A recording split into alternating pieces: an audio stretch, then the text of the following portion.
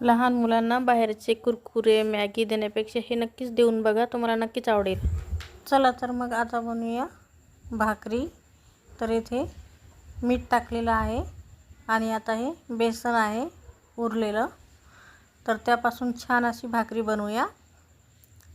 लहान मुलांना Maggi, pizza आणि कुरकुरे हे तर देतोच, पण यापेक्षा हे जर दिलं तर चांगलंच आहे आणि लहान मुलांना तर आवडेल, पण मोठ्या माणसांना पण आवडेल. तर आता पाणी टाकून पीठ भिजवत आहे.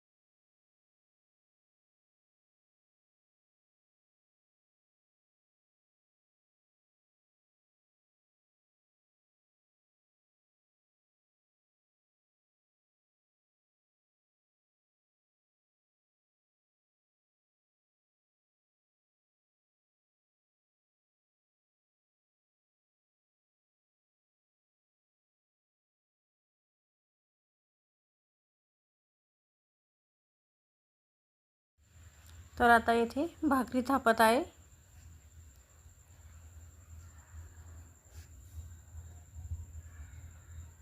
तर बघा इथे भाकर थापून झालेली आहे आणि आता तव्यावर शेकत आहे.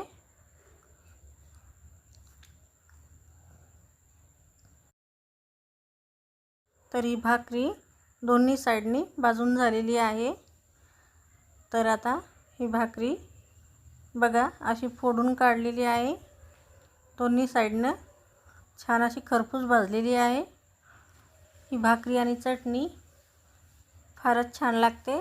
तुम्ही पण नक्कीच बनवून बघा अशा प्रकारे, तुम्हालाही नक्कीच आवडेल.